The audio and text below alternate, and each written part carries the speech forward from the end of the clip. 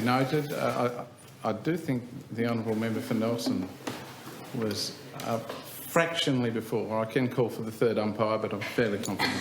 Via.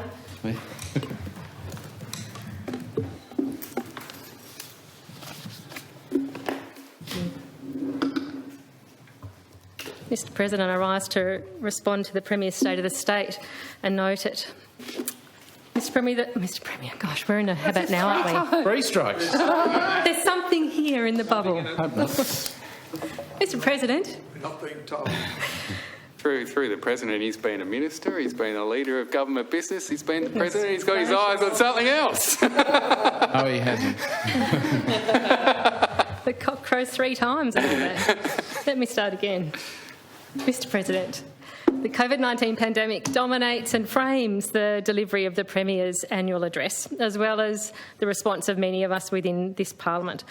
It was a year ago, on the 17th of February 2020, that Tasmania issued the first coronavirus-driven public health emergency declaration. It was a year ago, on the 19th of March 2020, that Tasmania issued the first coronavirus-driven state emergency declaration, which remains in place over a year later. And to echo the Premier's acknowledgement in his address, we cannot forget the sacrifices made during that time and which continue to be made by many Tasmanians, their families and communities. Further, we must acknowledge the 13 Tasmanian lives tragically lost due to COVID-19 over this period. A health crisis widely described as unprecedented that spiralled into also becoming an equally unprecedented social and economic crisis. Obviously, there's no blueprint for how to best contend with an unprecedented crisis, let alone one that's on a global scale and which continues to exist over a year later. Tasmania is not alone in that our state emergency infrastructure is more geared for short, sharp emergencies, more in line with natural disasters. Even terrorist attacks are factored in as having a finite active duration, with the emphasis being on recovery. Another commonality shared by all the possible emergency scenarios for which our emergency response infrastructure and plans focused is the assumption that there is a normal to which we can return. Mr President, we all know that this pandemic has upturned permanently any sense of returning to a pre-COVID normality. It's not going to happen. And that is our collective challenge as a community, and here as an elected representative microcosm of that community, to carve out an equitable, inclusive and livable post-pandemic normal.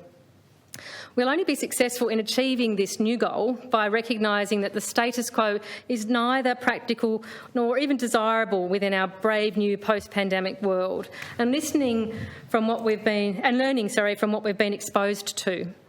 We need to identify and act upon the strengths and weaknesses that this shared pandemic experience has exposed.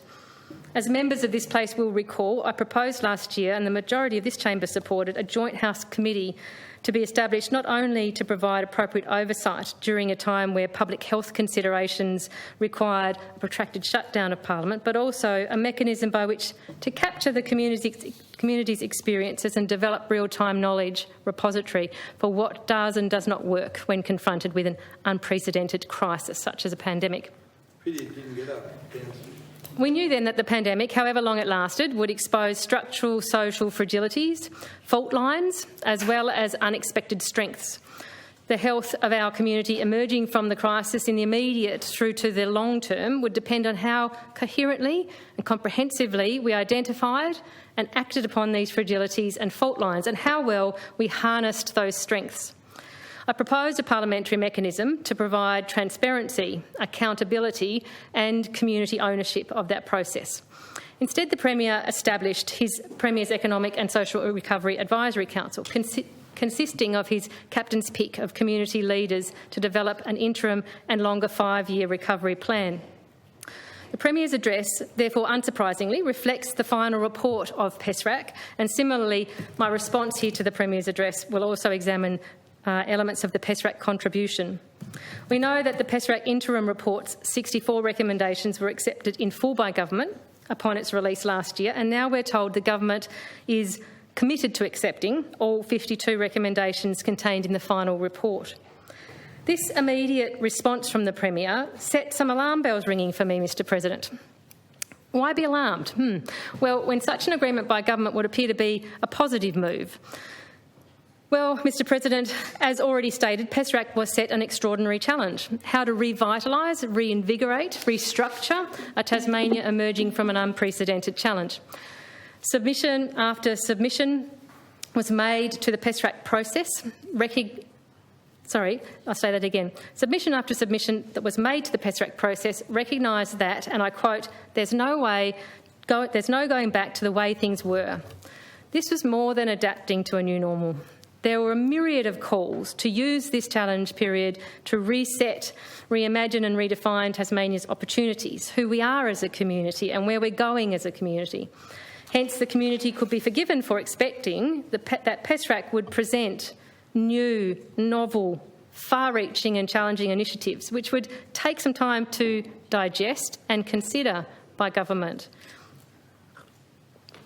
Mr President, the very fact that there could be a swift acceptance of 52 of the final report's recommendations does cause a degree of concern that the PESRAC report recommendations were perhaps not as challenging as the circumstances that prompted PESRAC's formation in the first place, and that instead the report presents more of the same, that it perpetuates a status quo. This seems inconceivable, really, given the task and the involvement of the highly dedicated and skilled participants at all levels of that process. But it does appear that the majority of the report's focus is on shoring up the status quo. Mr President, a perceived advantage of an accountable and transparent COVID-19 parliamentary committee process was the capacity to help reassure the community that any push to run ideological agendas under the cover of COVID-19 would be identified and placed within a context of other goals and criteria. If there were gaps in focus and emphasis, there would be mechanisms to exercise accountability on a parliamentary committee. The public would be able to follow the discussions through public hearings as well as access submissions in real time, for example.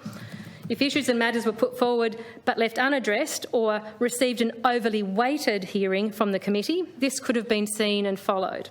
Instead, as a point of contrast, the 79 PESRAC submissions to Phase 2, which includes the preparation of the final report, only became available sometime between 12 noon and 2:30 p.m. on Tuesday the 23rd of March, some 7 days after both the Premier's address and the release of the PESRAC final report on the 16th of March.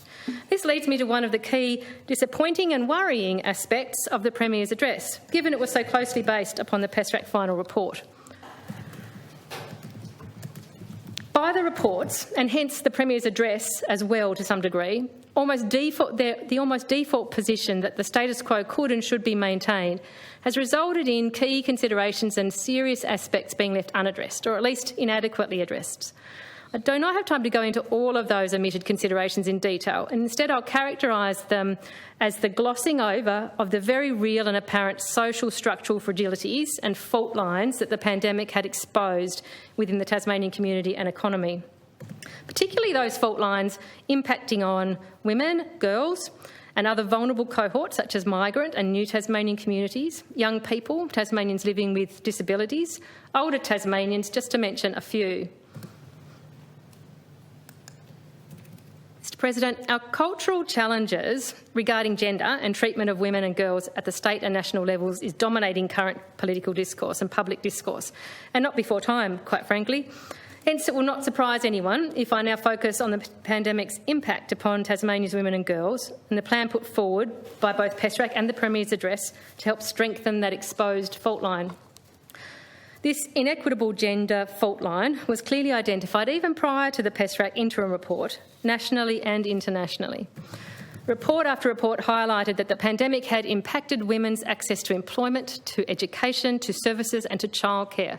Statistic after statistic highlighted the increasing demand for family violence and sexual assault services, showing an escalation of violence against women. Warnings were issued over the federal government's move to allow early access to superannuation funds and the impact that would have on women who collectively have less super to dip into than their male counterparts now and into the future. Deloitte released modelling last year indicating that women and young people have been disproportionately impacted by the pandemic. In Tasmania, women make up 60% of the tourism and hospitality workforce, according to the Tourism Industry Council's submission to PESRAC, as well as being highly represented across the arts, events and retail sectors. Evidence also continues to mount that women disproportionately suffer in the labour market, with diminishing opportunities to obtain secure, decent jobs, because women are more likely to be in casual roles, filling 54% of all casual positions nationally. Nationally, women accounted for 62% of all new casual jobs created in the period from May to November 2020. And with recent industrial relations changes federally, will only continue to make women more vulnerable to casualisation. Yet, Mr President, the main suggestion to assist in filling this gender fault line from the PESRAC interim report, with its predominant focus on building our way out of the pandemic, was to suggest support programs to assist women to transition to the construction industry. Many Tasmanians at the time raised their eyebrows at this rather limited and borderline dismissive addressing of the pandemic's impacts on women, but were told to wait for the final report with its more detailed and long-term 2 to 5 year plan. Mr President, wait we did, anxiously perhaps for some, as nationally, recent job quality data tells a bleak story for women's employment prospects. The fault line of women's work environment sees them returning to paid work on inferior terms compared to men. Fewer hours, less pay and less security. Nationally, casual jobs accounted for 64% of the total growth in women's employment from May to November last year. However, more than half of all the growth in women's employment over the 6-month period was in both low hours and insecure work, with 52% of the total growth in employees in part-time casual jobs. Further, traditional full-time permanent jobs with what were once considered normal entitlements, such as paid sick leave, holidays and superannuation, represented only 10% of the Australian female employment growth from May through to November. However, Mr President, if you wish to know what the prospects are for Tasmanian women and girls, what the rate of traditional full-time permanent jobs with paid sick leave, holidays and superannuation available for Tasmanian women and girls, don't expect the PESRAC final report nor the Premier's address to inform you of this. In fact, the PESRAC chair stated on the ABC Radio Mornings program on the 18th of March, following the release of the final report, that challenges facing women and the other vulnerable cohorts I mentioned, including young people, are dealt with closely in the interim report. Gobsmacking. Unfortunately, Mr President, it's not surprising. This dismissive attitude that women have to fit in with a male norm, that they're dealt with in the interim report by those superficial gestures that were there. They have to fit in with a male norm, with male expectations, and be permitted into male spaces, such as the construction sector, traditionally, on male terms, is only consistent with the prevalent cultural attitudes that are only now becoming recognised as being so extremely entrenched. So the absence of any dedicated plan to make more resilient this particular fault line, impacting on over half the Tasmanian population, is not surprising, sadly. But we deserve better, Mr President. I acknowledge the Premier's commitment to Tasmanian women and girls made in the opening of his address, and I quote, "We know there is more to be done and we will not shirk our responsibilities to ensure that everyone is safe, everyone is respected and everyone is supported." End quote. I wish to acknowledge that I do believe the Premier is genuine about trying to do the right thing to address gender inequities. But due to the lack of a fully developed and integrated plan by which to do so, the Premier is left with a piecemeal and ad hoc crisis-driven mode by which to act. For example, his address includes the very welcome and positive measure to provide free sanitary products in our schools to help address period poverty experienced by many Tasmanian girls and young women. But not because of PESRAC, despite New South Wales introducing similar initiatives before the PESRAC final report was released, but due in fact to the initiative of a young Tasmanian girl, who I'd like to thank for that, and that's wonderful leadership to come from our community. But it's not part of a greater plan, and it's not part of a planned policy response from the avenues to which we were looking for that plan.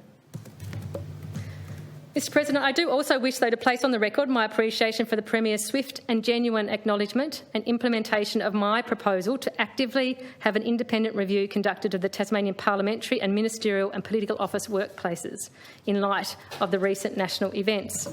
I'm pleased to see that that suggestion was picked up immediately and that we are progressing it.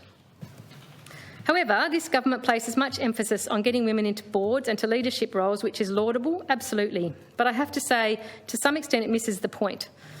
Women first want and need safety. Women first want and need respect. Therefore, in the absence of a meaningful or targeted resilience-building plan to address inbuilt, entrenched, structural gender-based disadvantage and inequality, either from PESRAC or from the government will seriously need to consider my call, I think, to guide them, and that's the call for a gender impact assessment statement to be incorporated within state budgets from now on, as well as to be incorporated into the cabinet assessment process for any bills or policy being forwarded for consideration, just as economic impacts are incorporated and considered. A gender impact assessment and statement in both these spheres would be a demonstration that the Premier is serious about delivering for Tasmanian women and girls. Clearly, the state cannot, on its own, counter damaging changes to superannuation or the erosion of industrial protections occurring within the federal jurisdiction, but it does have a responsibility in developing appropriate migratory measures, as well as to ensure its own initiatives, such as the predominant reliance upon shovel-ready, build our way back into the black strategies, that they do not continue to marginalise, to disempower and endanger Tasmanian women and girls. This is clearly where we do not want to return to the status quo of pre-COVID. We also have to be brutally clear that during COVID, the fault line of gender was exacerbated.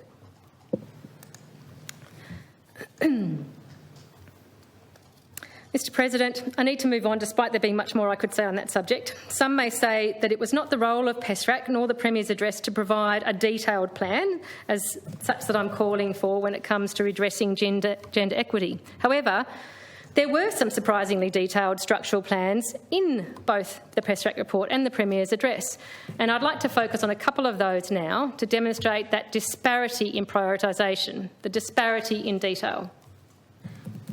TASTAFE is clearly an important and significant component of our education, skill development and training sector.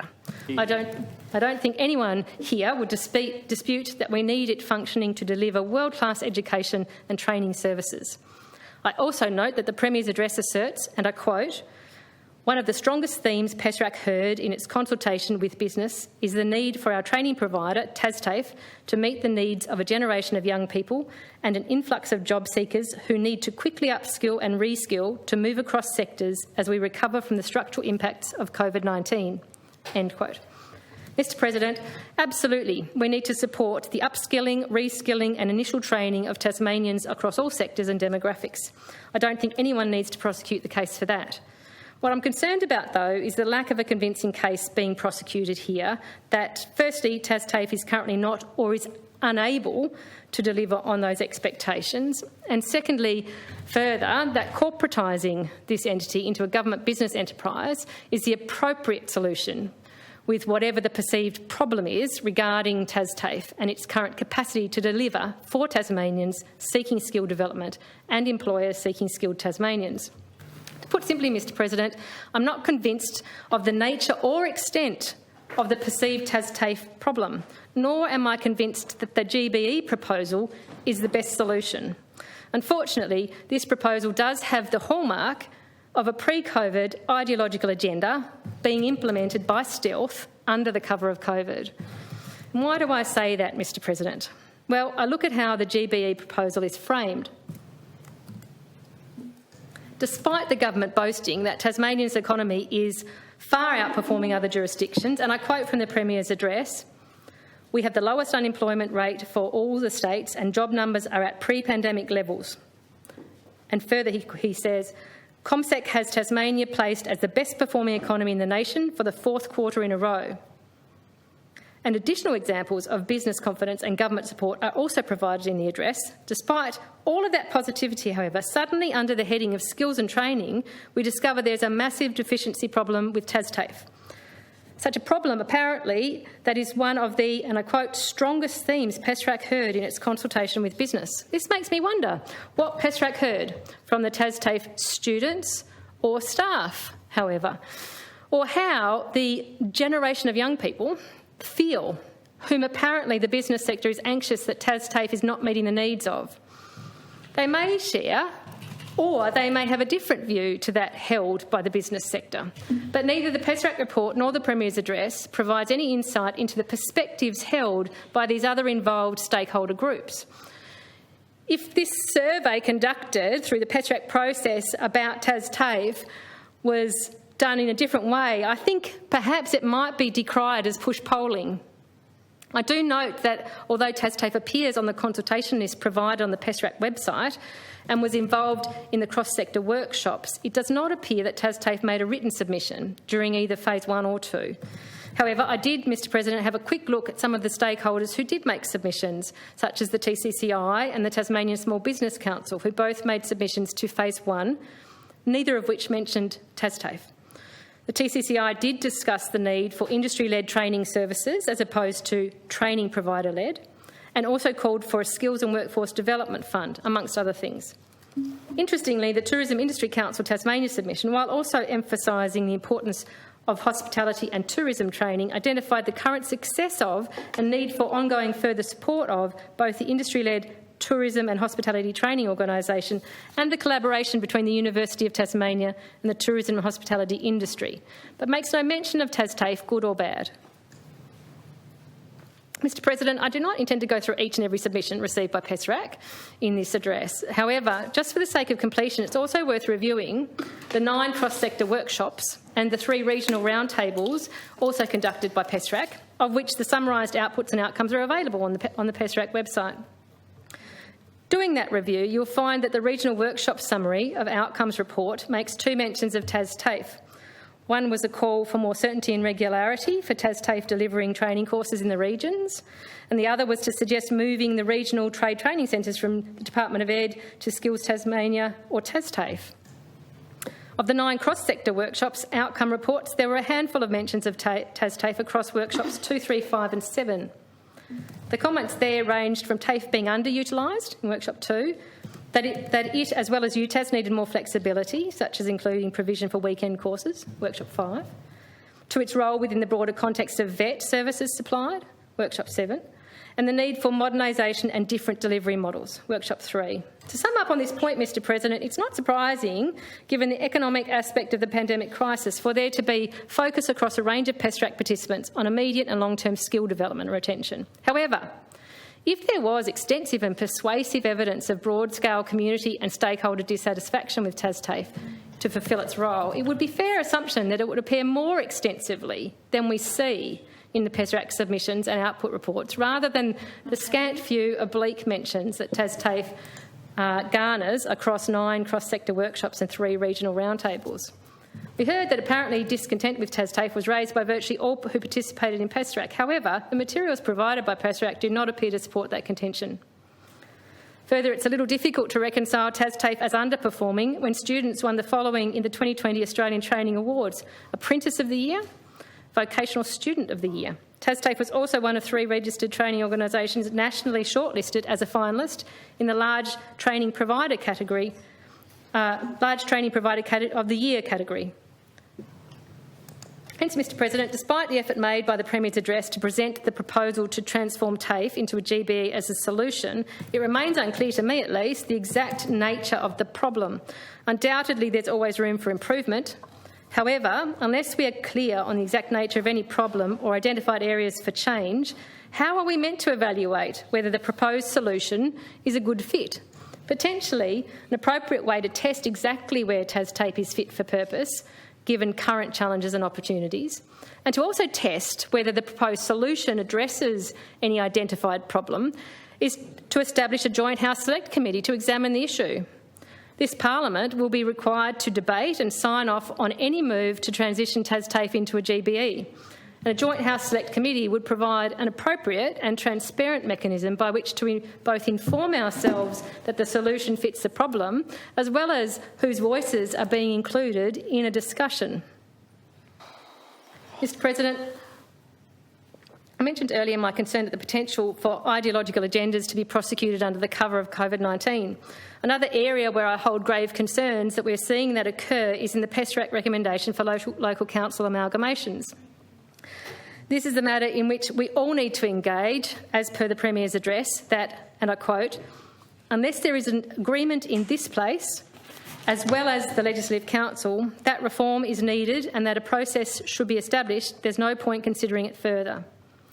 At this stage, I hold serious reservations regarding this PESRAC recommendation. Again, despite being told that it was an issue raised by virtually all spoken to by PESRAC, their publicly available documents do not reflect that purported concern.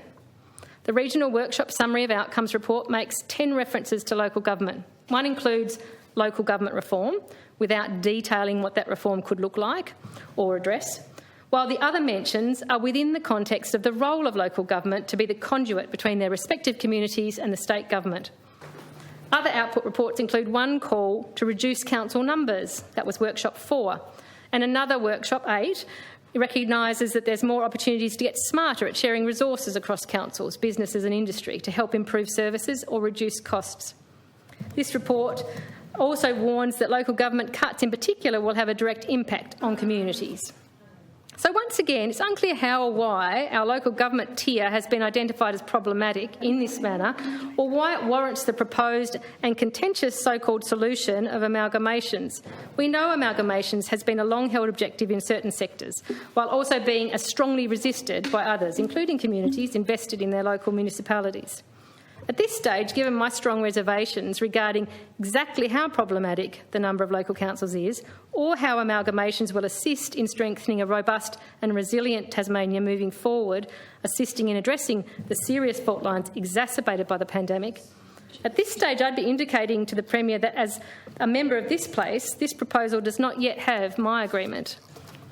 Mr President, it's also worth noting that the issue of local council amalgamations also predates the arrival of the coronavirus and the ensuing pandemic. By the PESRAC Chair's own priority criteria, as expressed on that local ABC morning program on the 18th of March, it should not be considered a COVID recovery issue, just as apparently the challenges and opportunities posed by the state's ageing population should not be considered a COVID recovery issue on the grounds that it existed pre-pandemic, according to the PESRAC Chair. So, Mr President, I'd like to talk a little bit about Tasmania's ageing demographic. I have to place on the record how bewildered and concerned I am over the lack of focus upon Tasmania's ageing demographic, in particular, a particular factor which distinguishes this state from our federal counterparts. I welcome the Premier's address's acknowledgement that the aged care and disability support sectors are amongst the fastest growing industries in the state, with COVID-19 disproportionately affecting the skills pipeline for these sectors, and the additional funding of $3 million to assist funding an additional 600 places. However, as pointed out by eminent workforce demographer Dr Lisa Denny, much more needs to be done to address the challenges of an ageing population. As Dr Denny states in her submission to PESRAC, and I quote, "Future economic and social policy development for Tasmania will need to be positioned in the context of a population with low or no population growth and ageing rapidly." End quote. I don't have time in this context to go into Dr Denny's submission in detail, except to point out that not only does she discuss the need for Tasmania to consider investing in the white economy to address structural challenges, which is described as encompassing a new collective for economic growth based on the increasing demand for age-focused needs, an ecosystem of products and services for older people, but also the synergies between the opportunities to incentivise research and development as Tasmania recovers from the unprecedented global scenario of COVID-19 and provides for the ongoing unprecedented global scenario of population ageing. Significantly, Dr Denny raises substantial and interesting points of consideration regarding the government's current emphasis on shovel-ready projects and addressing the need for both urban and regional regeneration and revitalisation of public spaces and towns. She discusses the unfortunate correlation between ageing regional populations and the deterioration of the built environment surrounding them. She draws attention to the potential for such revitalisation programs at an appropriate scale, boosting both livability in the region as well as improved service provision, which in turn improves social cohesion. Yet surprisingly, neither PESRAC's final report nor the Premier's address integrates addressing our ageing population into our COVID-19 recovery plan. Apparently, again, according to PESRAC's chair, as per his ABC radio interview earlier this month, our ageing population is not a COVID recovery issue as it pre-existed the pandemic. Yes, it did, Mr President. Yes, it did. And it will continue to exist during and post the pandemic. This sector of our community are recognised as being one of the most vulnerable cohorts to pandemics of this nature and will become increasingly so if targeted services are not there to support them. I don't understand how or why we distinguish between sectors of our community which are or are not part of the COVID-19 recovery. We are told that we are all in this together, but apparently not if you're part of the aged population or a service and care provider to this portion of the Tasmanian community. Just as you aren't, perhaps, if you're a woman or a young person or some of those other cohort groups who also were told they predated this experience and therefore are not part of the recovery. This distinction also feels further arbitrary when we pause and realise it could apply to any aspect identified for prioritisation within the COVID recovery plan. Challenges for the construction sector, skill development needs, challenges meeting perceived skill demand and supply in the tourism and hospitality sectors. All these things existed pre-pandemic, for example, and yet they are considered and prioritised within the COVID-19 recovery plan put forward. As stated earlier, local government amalgamations have been dangled or threatened, depending on your perspective, ever since Ray Groom's contentious MP's pay rise of the early 1990s. Definitely pre-pandemic, but apparently it still qualifies to feature as part of our COVID-19 recovery under the PESRAC report and the Premier's address. Mr President, I now wish to move on to how we evaluate the delivery of PESRAC's proposals adopted by the government and expressed in the Premier's address. I raised concerns over the lack of tangible benchmarks and delivery measurement mechanisms during last year's budget estimate scrutiny committees in relation to the interim PESRAC report, particularly in light of the manner in which they were presented in the 2020-21 state budget, with no indication of timelines, milestones or status. And these concerns still stand in light of both the final report and the Premier's address.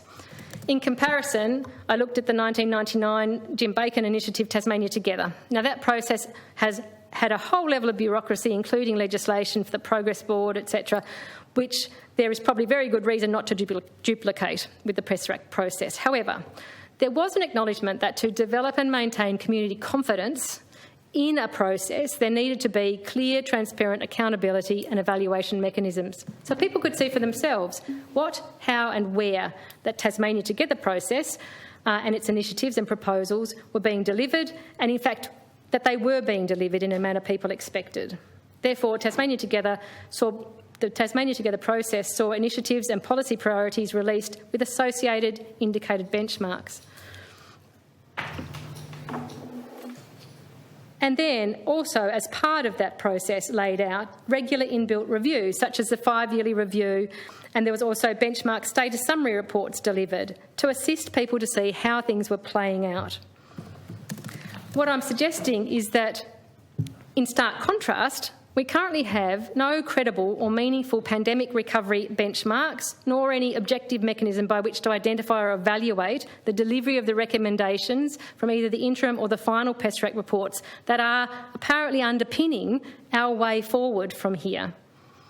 I wonder whether the Premier could give some thought to how best to deliver community confidence through better accountability, better benchmarking, or at least record keeping in a public fashion around progress and achievement of the things that are detailed in both the interim and the final PESRAC reports.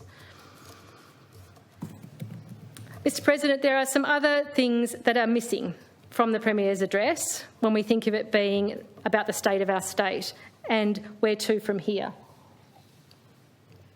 There were other significant silences contained in the address relating to fundamentally critical public policy. Firstly, I'll speak about political donation reform. The silence regarding the long-promised and overdue state-based political donation reform was deafening in the address. The proposed legislative timeframe for this essential democratic reform should have been outlined at the earliest possibility at the commencement of Parliament this year, which was, in fact, the Premier's annual address. But it was not there. No more will the excuse wash that the pandemic takes priority over such fundamental reforms to strengthen the health of our democracy, particularly not when we see the legislation the government has chosen to prioritise in their stead, such as the Workplace Anti-Protester Bill and the Major Projects Bill we dealt with last year during the pandemic. Concerns are growing over the government's perceived tardiness in delivering on this promise, given we know they have the report and they've had it for many months now, and particularly given the recent shift in government status to that of minority and the growing whispers of an early election.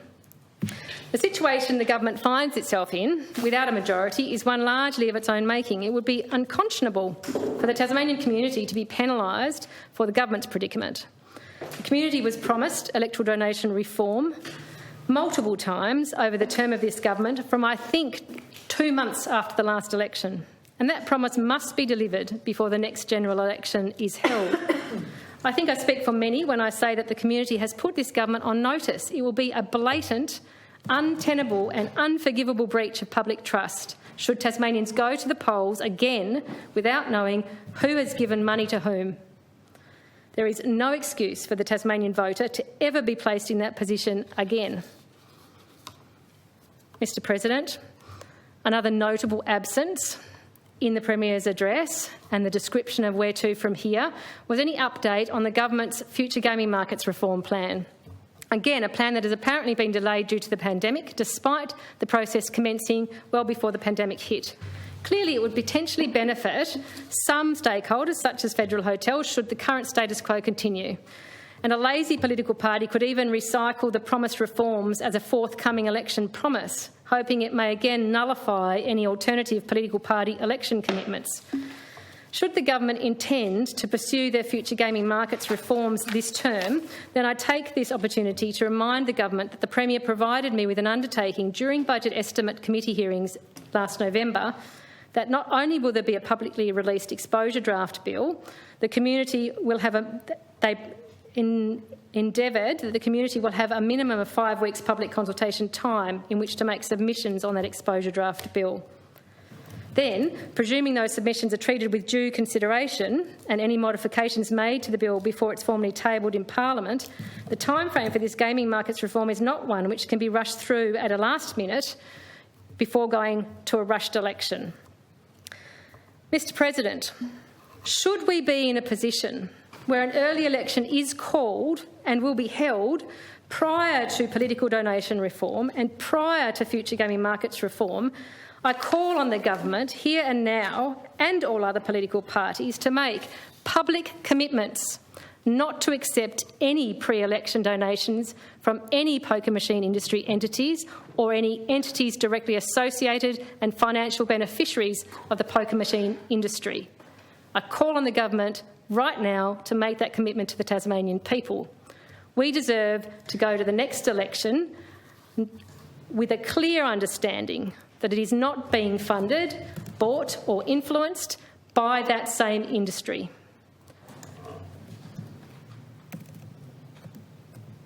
Mr President, the other detail missing from the Premier's address was any update on how long we can expect the state of emergency declaration to remain in force. The state of emergency was extended on the 12th of February this year for a further 12 weeks.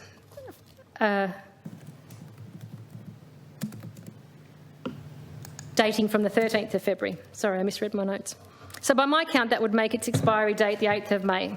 Does the Premier expect to be able to lift the declaration and restore our civil liberties thus far suspended due to the goodwill and cooperation of the community? What are the criteria by which this decision will be evaluated in light of the decreasing numbers of COVID active cases around the nation? I understand that does not necessarily correlate to a decrease in threat. However, it would be timely to receive an update from the Premier as to how that decision will be approached and upon what public health-driven criteria it will be based. Mr President, I'd like to finish off on a positive note by acknowledging that there are many positive announcements in the Premier's address and important commitments for investment. These have been well canvassed by others in the other place and this place, and I'll highlight just a few that I was particularly pleased to see. Premier's commitment to develop a sustainability strategy for Tasmania is welcome. I also acknowledge the PESRAC final report's recommendations that we adopt the United Nations Sustainable Development Goals. These were developed by the UN to provide a blueprint for developing a better and more sustainable future for all. They seek to provide a measurable and deliverable mechanism by which to address challenges including poverty, inequality, climate change, environmental degradation, peace and justice, and can be addressed locally as well as globally. Another thing I'd like to acknowledge is the further resourcing of adequate, affordable social housing, which is also very welcome. And though it's positive, this commitment remains far short of what will be required to substantially address that housing and homelessness challenge we face in this state. We are still in a holding pattern on this issue. With all the investments, while good, they're desperately trying to hold us in place so that we don't lose further ground, rather than taking us forward towards a solution. Much bigger and bolder action will be required in the area of housing and homelessness to see our state truly thrive. I commend to the government the target proposed by Shelter Tasmania of increasing social housing in this state to 10% of all dwellings in 10 years. To achieve this target would require an additional 10,000 homes delivered at the rate of 1,000 per year. Mr President, it was positive to see the commitment in the Premier's speech to investment of a further $41.2 million over 4 years to fully fund phases 1 and 2 of the government's response to the Child and Adolescent Mental Health Review.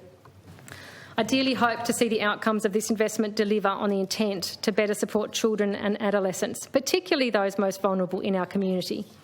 Investments such as these, if fully delivered and successful in achieving their intent, they have the capacity to make a tangible difference to the life outcomes for Tasmanian children and to breaking intergenerational cycles of disadvantage. I do note that this review and investment was already in train prior to COVID-19, and although mentioned in the PESRAC report, it was not a new or different direction emerging from PESRAC consultation processes. It is, though, well overdue and a straightforward improvement that was required to better address the pre-COVID challenges we faced in that area. Lastly, but of prime significance, I welcome the Premier's commitment to receive and consider proposals for further Tasmanian Aboriginal land returns. I look forward to further details of that process, which I hope are forthcoming sooner rather than later. To conclude, Mr President, bold is used frequently to frame the undertakings detailed in the Premier's address. However, despite the cluster of positive new initiatives contained within the Premier's address, there was potential for it to be much bolder and braver than it actually is. This address strikes a familiar tone in the lead up to an election year, and that should give us pause to stop and think. After the year we've survived and the prediction of ongoing and future destabilisation and vulnerabilities in the wake of the pandemic, how could the plan forward appear familiar? I understand the need to be reassuring for a traumatised community, but the reassurance we most desperately need is to receive is that all the lessons from this unprecedented experience have been identified, that all the necessary lessons have been learned, that we've collated, stored and activated our unique experiences to inform how to look after the vulnerable better, how to close gaping fault lines, and how to invest in whole-of-community resilience building in the now and into the future. Further, that we've collated, stored and used our unique experiences to inform our emergency infrastructure for future crises, whether it's the next wave of this particular coronavirus or a different, unrelated cataclysm that sees us perhaps plunge again into partial or entire lockdown. Because if that happens, or perhaps when that happens, we will not be able to hide behind unprecedented again. The community will rightfully have expectations that while we may be plunged into, say, a lockdown, we should not necessarily be plunged into the same degree of chaos or disconnect of unprotected, vulnerable cohorts, for example. We should not have to learn those lessons again. Despite there being some positive components contained in both the PESRAC reports and the Premier's address, I have to say that currently I'm not confident we have either a rigorous post-COVID plan for resilience and recovery, nor that we have a comprehensive and accessible resource to inform any future shock of a similar scale as this past year. I'm concerned that the tough and truly bold challenges and opportunities presented by this pandemic to reset and reimagine a resilient Tasmania have become muffled by an opaque process during which ideological agendas, could be and have been promulgated. An opaque process which muffles once more the voices traditionally marginalised, while also obscuring from sight those who... An opaque process which muffles once more the voices traditionally marginalised, while also obscuring sight of whom and whereby proposals which have been picked up and adopted, even those I support, have originated. Just as Tasmanians should know who has donated what to whom when they go to the ballot box, so too they should be able to see who and what may have influenced this critical decision-making process on which we are relying upon as we move forward into an uncertain post-pandemic future. I'll finish my contribution with my heartfelt thanks, Mr President, to the Tasmanian community for the shared efforts and successes of this past year under the shadow of COVID-19. I look forward to our continued community efforts in our recovery and rebuilding efforts, and I hope to see truly innovative and bold developments, if not led and driven by this government, then emerging and growing from the resilient and committed Tasmanian citizens and communities. I note the address.